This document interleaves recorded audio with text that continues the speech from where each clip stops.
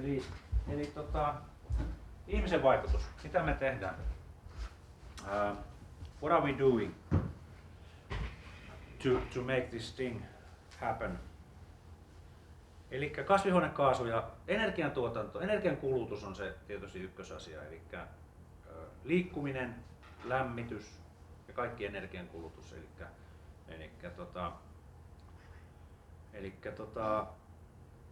Ja jos nyt oikein niin kuin syyllistä etsitään, niin se on suurin syyllinen on kivihiili.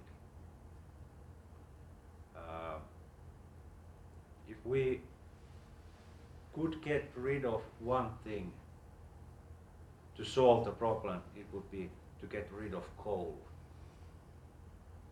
Oil is not as big problem, neither is natural gas. But of course they are part of the problem too.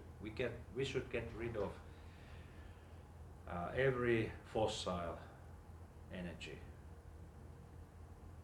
Coal, oil, gas and peat, turve.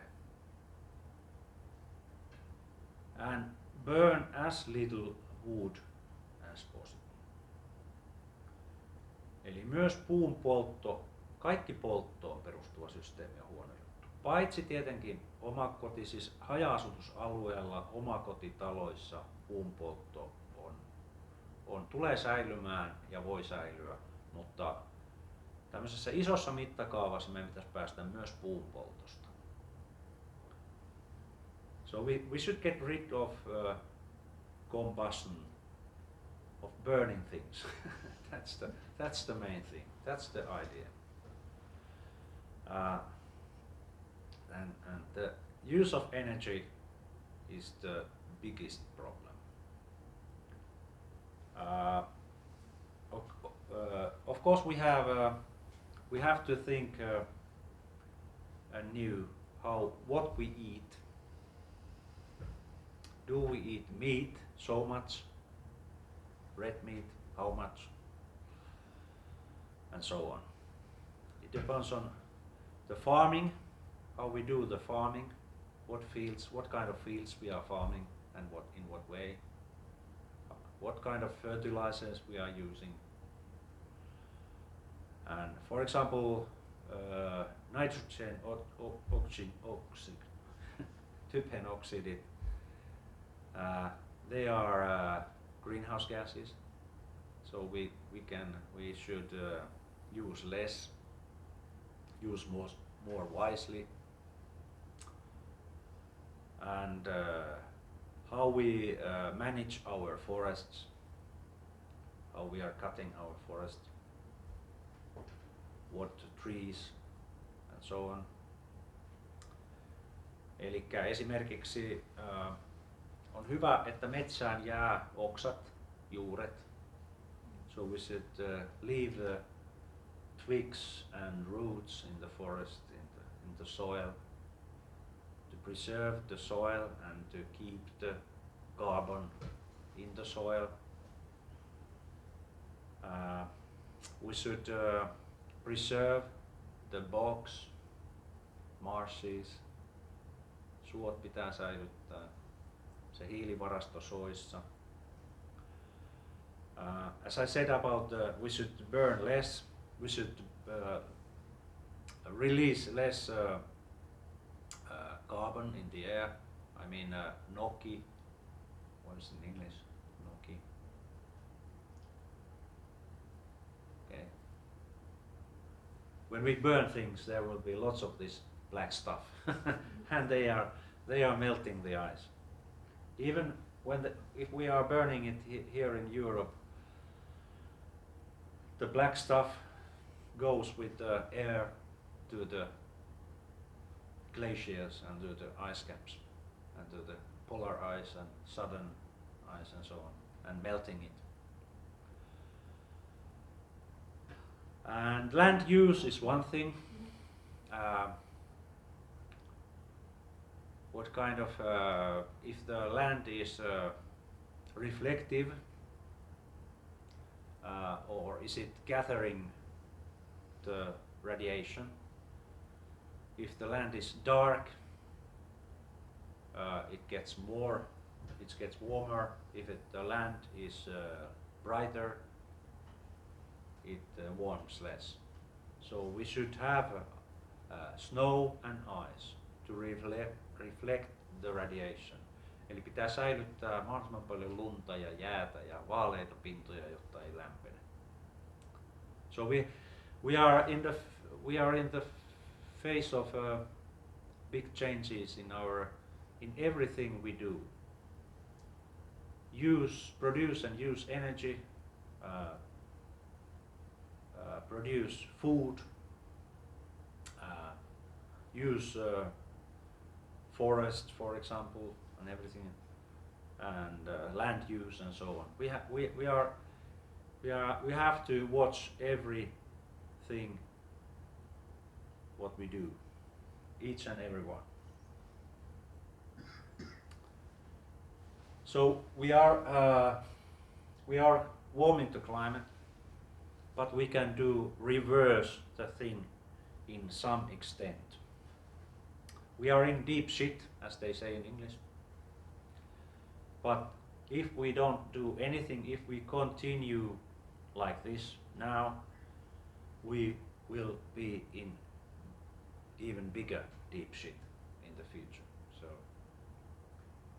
we can't stop climate changing. We can't stop climate warming, but we can we can do it so that it won't be a total catastrophe.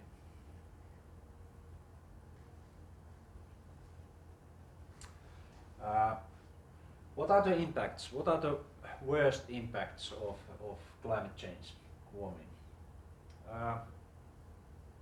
The warming itself, it's problem. Eli lämpeneminen sinänsä on ongelma. Tulee kauheita lämpöaaltoja. Nyt tällä hetkellä Euroopassa on +40, Keski-Eurooppa, Etelä-Eurooppa. Intiassa, Pakistanissa oli nyt tänä keväänä +50. Se on yksinkertaisesti liian paljon ihmiselle. Saunassa se on liian vähän, tuolla ulkona se on liikaa. Lämpöä ei voi välttämättä paeta mihinkään, varsinkaan köyhimmissä maissa. So 40 degrees plus 40 degrees when it's everywhere, or even 50 degrees. It's too much for a human being. It's too much for many animals too. In Australia, some of the animals are dropping from the tree because it's so hot. Koalas. Just last year or the previous year, they were dropping from trees, exhausted. So we just, especially in the poorest countries, they can't escape anywhere. They just and it's especially for elderly people, vanhoille ihmisille, and those who are sick and young infants. It's too much, the heat.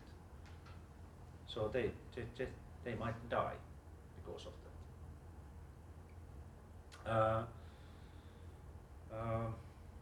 Okay.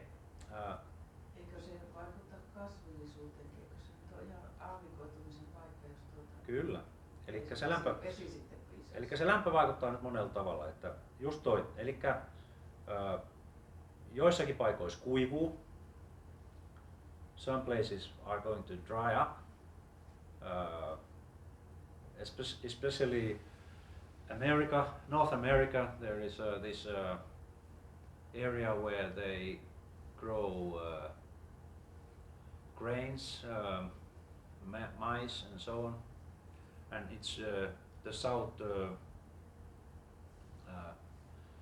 southwest area is going to dry up, and there are other places in Africa, places where the climate and the soil is drying. So we have a problem with the crops, viljelyksen kanssa, maanviljelyn kanssa. So we get less food when we get those problems. Lämpö vaikuttaa sitten tietenkin, niin, one effect of warming, very big effect is effect on rice, this crop, riisi. When it's very warm during the night, the breathing of this rice crop, hengitys, sen kasvihengitys nousee ja se kuluttaa paljon energiaa. Ja se riisi sulkee, kun lämpötila nousee ja se pyrkii säästämään vettä, se sulkee ilmaraot ja se ei saa hiilidioksidia sit sieltä ilmarakon kautta, kun se joutuu sulkemaan ilmarakonsa ja riisin tuotto pienenee lämpötilan nousun myötä aika paljon. So we have a problem with this crop, riisi. So if the warmer it gets, the less we get yield from rice. And most of the people in the world, they are dependent on rice, on this one crop. So we will have a problem, especially in Asia. So we don't, here in the north we might get better yield because it's warming a bit, so we get a better yields, more harvest.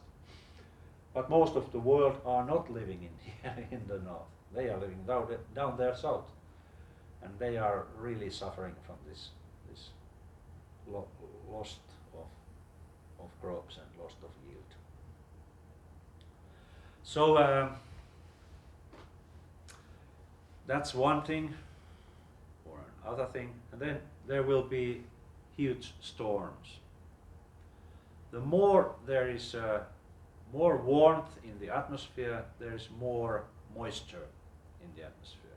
And when there's more moisture, kosteutta ilmakehässä, the worst are the storms. More powerful are the storms. And that we can see now too. The storms are getting stronger, and one place which is hitting the most is Asia, where the most of the people are living, especially Philippines. They are getting the storms over and over again. So the whole Asia is really getting, and America too, Northern America too. There are cyclones coming from here. Actually, they are hurricanes. They are coming in from here. So storms are better. There will be in Finland too. We have heavy rain situations. Precipitation is getting up. Siis kosteus, siis sadanta lisääntyy ja sitten tulee niitä hetkellisiä voimakkaita ukkoskuuroja. Ja ne voi tuhota koko sadon. They can destroy even here the whole crop. So the weather, the climate is warming and the weather is going to be unpredictable. Tulee niin kuin ennustamattomia sääilmiöitä. So and some places in the world, they are going to be so hot and so dry, and problems with food security, and there are especially those populous areas in here, Bangladesh, India, Africa. And what do people do when they suffer from hunger, when they don't get food? Start moving north. They start moving north to find livable conditions. And they come here, of course, they come to Europe. And in Southern America happens the same thing, they move to Northern America. So the big migrations, they have already started, but they are quite minuscule still, not lots of them. But in the future, if it continues like this, and it seems to continue like this, we get lots of people from there, migration. And it's not going to be a million or a few million as it was in crisis of Syria. It might be tens and hundreds of millions. And so what happens then? I really don't want to think about it because I don't get sleep then during nights. It's really it's going to be a major happening. So what are the impacts of climate change?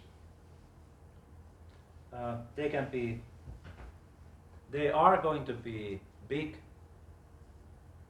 but they might be catastrophic if we don't really do the things we should do. So in the future it might be anyway that there will be lots of migration from the southern, from Asia and so on, Africa. And we have to be ready to feed those people and to live with them for the rest of our lives. So it might be that people after 50 years or something like that, people look like quite different here in Norajärvi. We are not all these pale faces.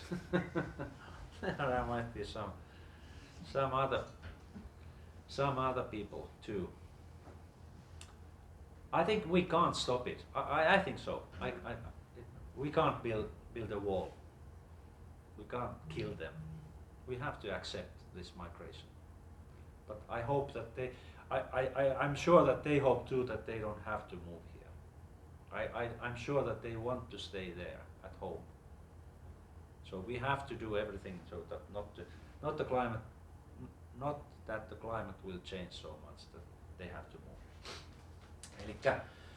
Elikkä massamuutto on odotettavissa, jos ilmasto lämpenee tätä vauhtia, mitä se tulee lämpenee, koska ne maat yksinkertaisesti kuivuu, ne tulee liian kuumiksi siellä. Ilmasto muuttuu sellaiseksi, että siellä on vaikea ylläpitää sitä ruokaturvaa. Australia is going to dry too. Australians they have to move if things go bad. They can't stay there. Perhaps they move to South Pole.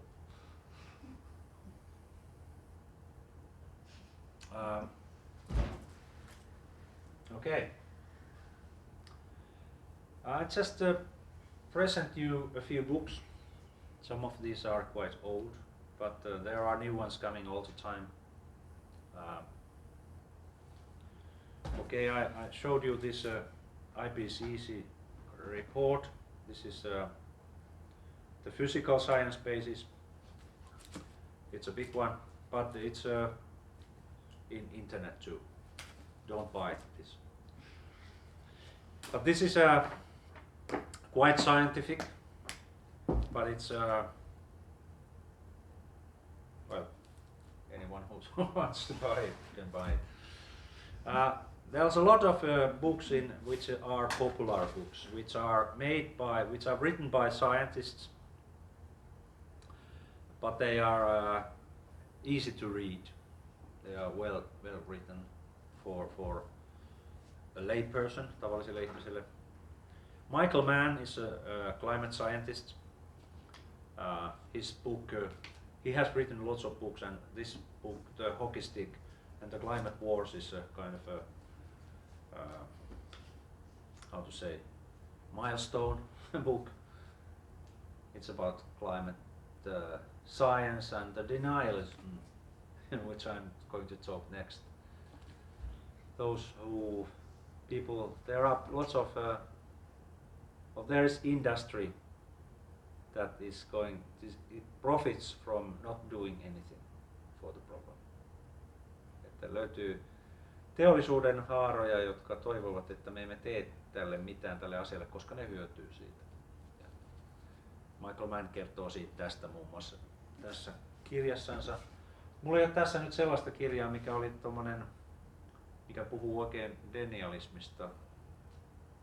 Mä en tiedä mihin mä oon sen laittanut. Eiku, tossahan se.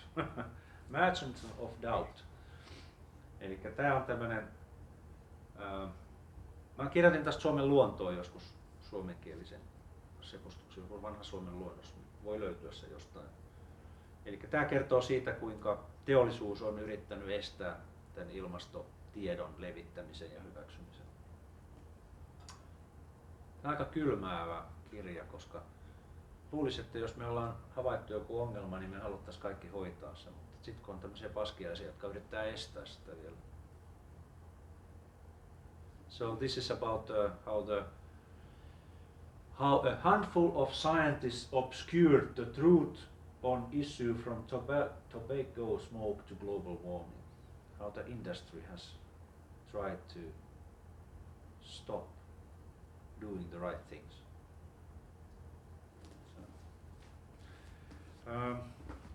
Then there is a different kind of books about the climate thing, climate change. For example, this Archer's book, The Climate Crisis. But there's a lot of books about this. This is a bit old. There are some new things we know now. And then this is this denialism. There are industry that profit from not doing the right thing. Tobacco industry, carbon industry, oil companies and so on. They have really done their best so that we don't fix this problem. Because they profit from the problem. They profit that we use coal, oil, etc. And Russia profited from this. Actually, Russia has been spreading disinformation about nuclear power, about climate change, etc., etc. So Russia, I think, is the biggest loser of all countries if we deal this problem, because Russia is really profiting when they are selling oil and coal and gas. So, and there are some scientists, former scientists, old scientists, who have been they have been kind of hired guns, if you understand what I mean. They have been those he ovat tehneet sen rahasta, valehdelleet rahasta. Löytyy tutkijoita, jotka ovat valehdelleet rahasta. Then there are those who Lenin said that they are hyödyllisiä idiootteja, who are idiots. They are profitable idiots. And Matti Virtanen is one of those hyödyllinen idiot. I'm sure this is a journalist, ex-journalist, now retired. He is not profiting anything from spreading this mis and disinformation. I'm sure he doesn't get any pay from oil industry or coal industry or from Russia, or perhaps. I hope not. But he's just an idiot. He wrote this book, Climate Panic, where he interviewed lots of scientists or whatever people, and he concluded that there's no problem, there's no climate change, there's no, if there is climate change, it's good, and so on and so on. This is a stuff of full, this is a full of shitty stuff, full of lies, full of mispresentations and so on. And I have done actually a evaluation of this book in one. You can find it in the internet if you want to read it in Finnish.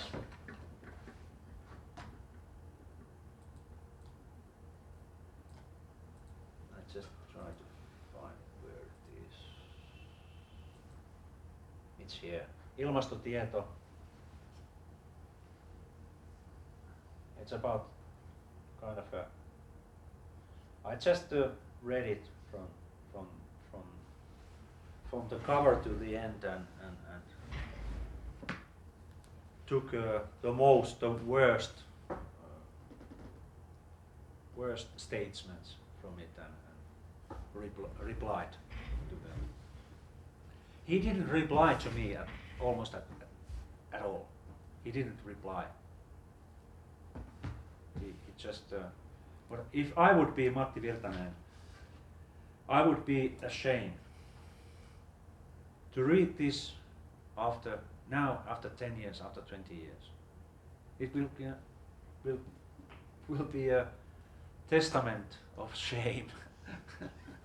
But you can read it in Finnish. It's in Finnish only, but you can find it here. Ilmastotieto. Just Google ilmastotieto and harhaisia käsityksiä ilmastotieteestä, so you can find it. But I based my critics on IPCC reports, nothing else. I haven't evaluated myself. I haven't made up anything myself. I just took critics from IPCC. I took the information from IPCC reports. So. But we have this problem. This denialism problem is it concerns everything we do. Se koskettaa kaikkea tällä hetkellä.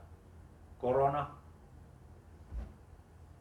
denialismi, Venäjä, hyökkäys Ukrainaan, ilmastoasiat, homeopatia, mikä vaan, whatever. The problem is internet. Anyone can get whatever information from internet, whenever.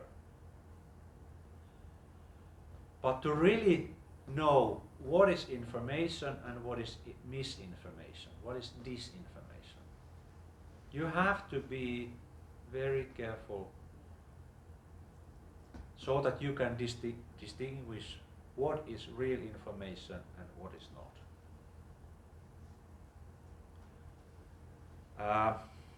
And for a lay person, for a person like you and me,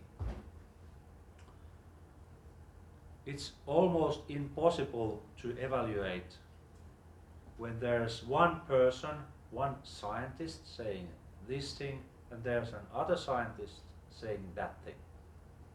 To differ which one of them is more right. If we are not experts ourselves in that field. I'm not expert in climate science. If I'm expert in something, it must do something to do with the birds or something. But I'm not a climate scientist, so I can't differ when one scientist is saying this and the other one is that. So how to evaluate which one is right, more right? Now, one thing is to trust on, for example, in climate science, just on IPCC, which consists of thousands of scientists, their works. It's not a science institute in itself. It's an institute that gathers the information from climate scientists all over the world. Kaikkialta maapallosta IPCC kerää tiedot ja tutkimukset ilmastotieteestä että ei luota yksittäiseen tutkijaan, vaan luottaa tämmöiseen niin kuin isoon joukkoon, yhteisöön, society. You trust on society, not just individual scientists. So, jos haluaa tietoa ilmastotieteestä, niin kannattaa ottaa netistä, lukea raportteja, IPCC:n raportteja. Esimerkiksi tässä on nyt tämä, joka aina tulee, tässä on tämän The Physical Science Basis Summary for Policymakers. Se on se lyhennelmä tai kooste siitä, mitä nyt tiedetään. Tämmöisen voi lukea englanniksi. Tämä löytyy suomeksi. Tämä löytyy Ilmatieteen laitoksen sivulta suomeksi. You can find this in Finnish, you can find it in Estonian language, this Summary for Policymakers in Estonia. You can find it in your own language. And here you can read the main discoveries after the previous report. What we know now. And you can trust on IPCC. But if you read an individual scientist, for example Michael Mann, you can Google who is Michael Mann? What has he done? Has he an expertise in this field? We know Michael Mann is a real expert. He has done lots of work to IPCC reports. He has won many prizes, and he has done lots of research in this field and so on. We can trust that he's a wise man, wise person. Okay, so we can trust perhaps what he says here.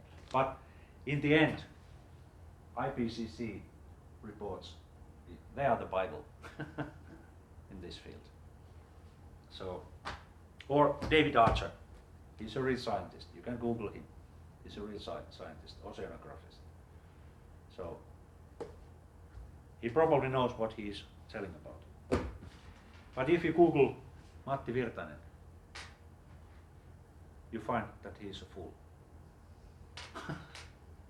No expertise in this field, nothing so ever. He's a journalist. He studied a little bit geography, actually cultural geography, in the same institute that I have studied, natural geography. But he's just a journalist. But you remember, always remember to check who the person who is saying something, who he is, what he has done. Does he has or she has expertise in this field? Okay. There are some former scientists, and there are some scientists that deny climate change, or that it's a problem. But there are just few, only few. And there are thousands and thousands of scientists that know the situation is severe. We are in a difficult situation. We have to do something about it. So they are very loud.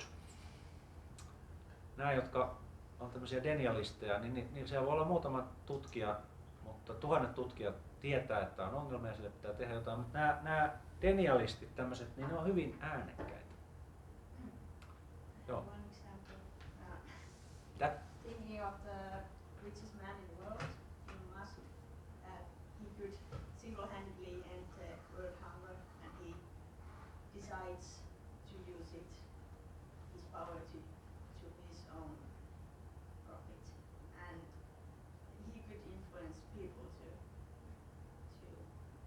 be more conscious about the environment, and instead he wants to bring people to Mars, which is, I think, denialism.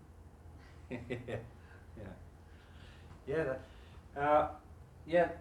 This is a real problem. It stops people doing the right thing. it stops. It gives politicians an excuse not to do things. So it's a real problem.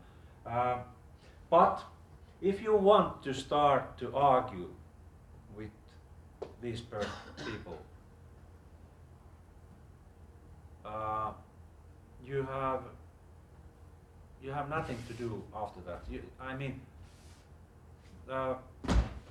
It's an endless task. I have been doing it. I have been writing in the newspapers. I have lots of articles, lots of writings in the newspapers, and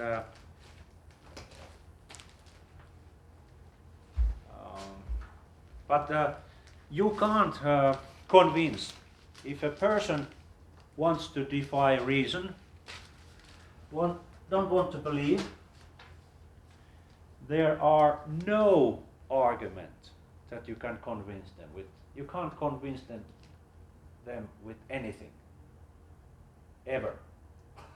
I haven't succeeded with any one case, and I have been arguing with quite many Danielists. No one has accepted that, for example, the science is right and this is right and so on, and the climate is warming and so on. So it's incredible. Here you can see, if you want to watch, there are lots of them. I have stopped because there's no use. I can't convince people who want to defy reason. So my advice is, if someone wants to start, I think it's a good thing that someone writes in newspaper that climate is not changing and we are not the reason, or CO2 is not driving force and so on. I'd like to. It's good that people write back, so that they criticize. They said, okay, you don't know what you're talking about, and climate is changing and so on. CO2 is bad and so on. But if someone asks me to what to do, how to write back, so I say, if you have time, you can write, but it doesn't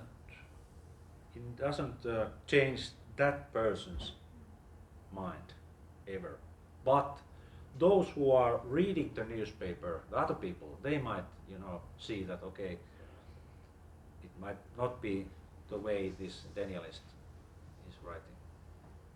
So it might have an impact, and I think we should fight against Danielism the way we can. But let's be realists. We can't change their minds. They are hopeless. But there are some people, sometimes, like Atte Korhola, professor. I have an article somewhere where Atte writes that okay, the climate change is not so big problem, or we should be okay. The title is we can stop climate change, but the article itself and the interview was quite different. He was diminishing, or how to say, vähätteli the issue, but not now, not anymore. This is from year 2010 or something like that. So 10 years ago or something like that. But he has changed. I have been arguing with him too on the internet. I said, you're wrong. But he has changed, so that's good. But he's professional. What can we do for climate change? What's the time, by the way? Okay. 10:30. Paljon? 10:30. 10:30. Okay, good. What can we do? Uh, there is one scientist who said that we should have done it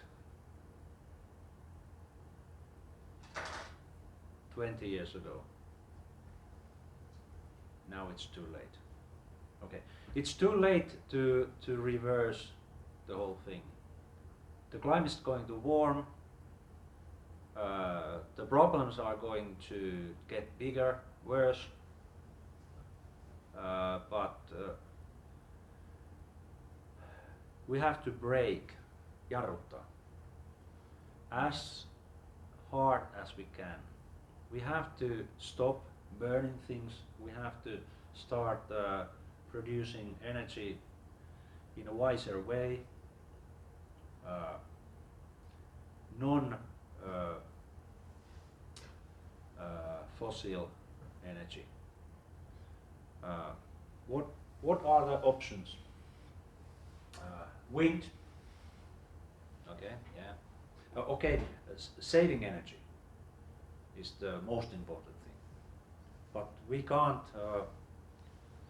can't save energy so that we don't use any energy. Of course, energy is a way to be healthy and so on. We need energy, and people in Africa, they need more energy to get and lots of places in third world, they need more energy, not less energy. So we have to have a better energy. So what are the options? The options are I can write them down here.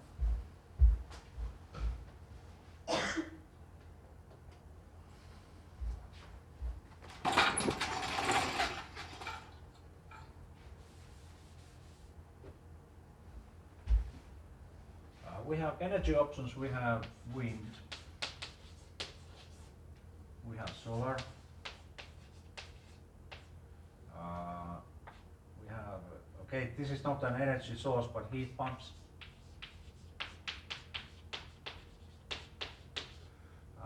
We have wave energy. Okay, wave. We have thermal. What is the maaperästä siis? Onko se? Ground. Se ground, mutta onko se thermal heat? Yes.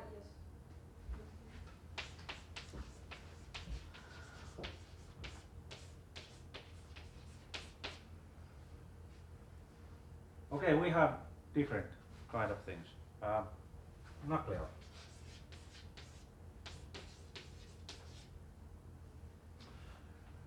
Okay. We have to take energy from different sources and different ways. This is just a wave, actually. Actually, it's solar energy. Okay. Problems.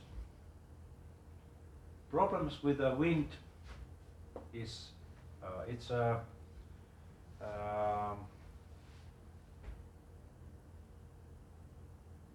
englanniksi. Vaihteleva tuottoinen.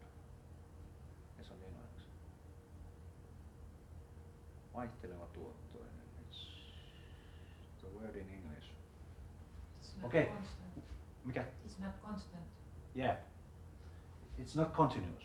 So it's sometimes it winds, sometimes it doesn't wind.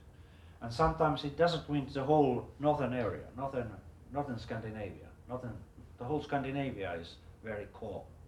Then you don't get energy. Sen ongelma on vaihteleva tuottoisuus. So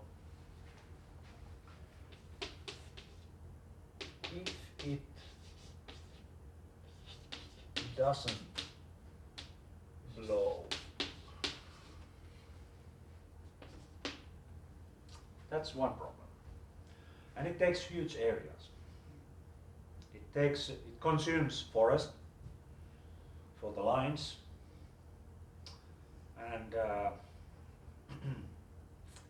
yeah, you can't grow forest anymore on under the lines, power lines. It's a problem. And they are not so beautiful, but anyway, okay, that's a relative thing, and you can like them or not. But anyway, the problem is, I think the biggest problem is that when it doesn't blow, when it doesn't wind, you need extra energy source. You need substitute. So no, okay, that's one problem. And you need another power source to compensate when it's not windy. Solar.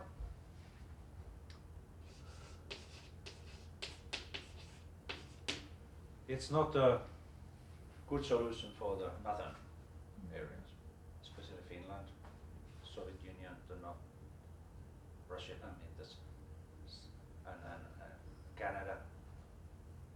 It's not a good solution for us here. And okay, in some areas it's shining all the time, but not all the area. And wind and solar, they need accumulators. They need the capacity to store the energy, and it's not.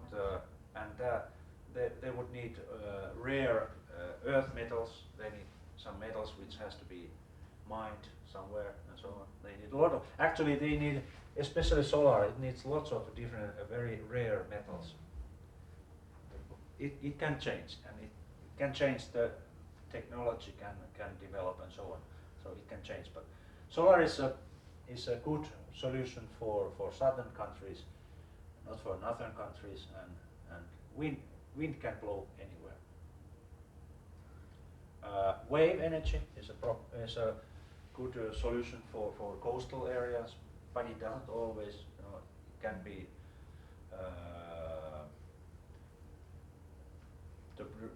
the energy can be sometimes it can be quite little you get from it.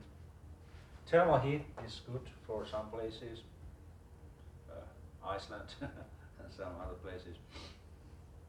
Okay, nuclear. It can be produced anywhere where there's technology. It doesn't depend on weather. It doesn't.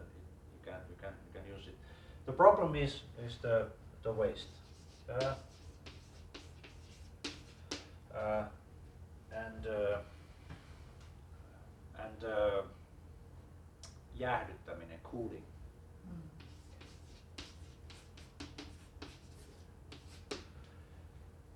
That happened in Fukushima, and that happened in Chernobyl. And but there are nuclear power that don't need cooling. There are systems. There is a salt reactor that doesn't need extra cooling. It just slows itself down. If it and the waste. It's a problem if we don't use it. Actually, that can be used in nuclear power stations as a fuel.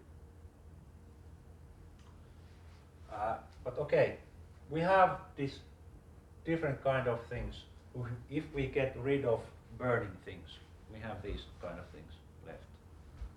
So I was against nuclear power till 2000 and let's say 8 or 9. I'm for it now. I think that's one of the main solutions for climate change in certain countries which have the technology to do it right. Especially if we get a small one, those small reactors, which are much safer. But it doesn't have the problem. You can have energy in a small place when you refer it to wind. Small places, they doesn't consume land. They are they are reliable and so on and so on. But they are. This is developing. We'll see in the future what happens with nuclear power. It may flourish in the future. We'll see. But wind is coming more. Solar is coming in some places more, and so on. But we have to be wise in the future. We have to. I was thinking that the areas where people are moving away because of the heat, we could fill those areas with solar panels and transfer the energy. But they are now planning in Sahara. They are planning a big solar power, and there are already in Sahara area, and they could produce energy to Europe, to southern Europe, too, from Sahara big areas. Yes, but we'll see. This is a problem with this climate change, and this is that it develops so slowly. It's kind of, we get used to it.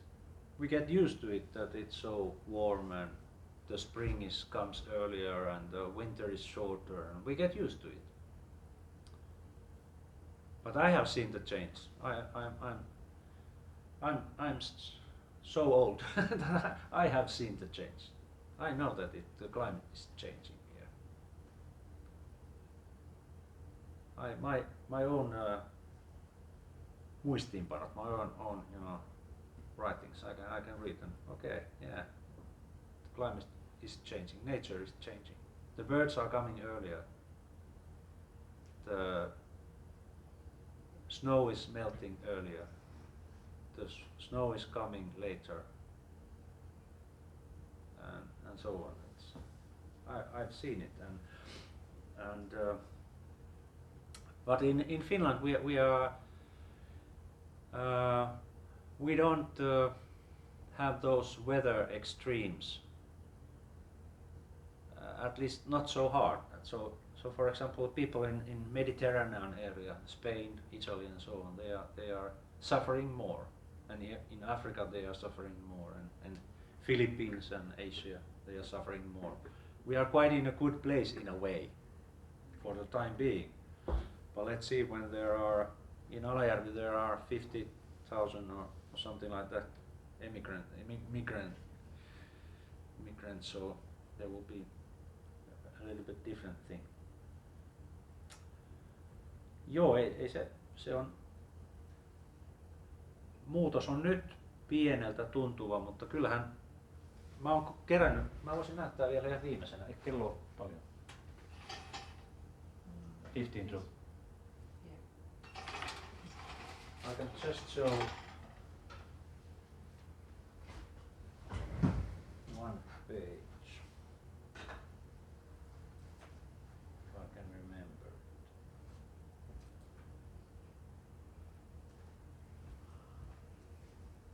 Ehkä mä en näy. Let's skip it. Mulla on Twitter-tili, vaan sinne mä oon laittanut ilmastouutisia. Mä kyllä lupasin, että mä en tee enää huonoja uutisia sinne laitan, mutta mä silti laitan. Okay. I thank you and apologize for taking your time. Have a good weekend.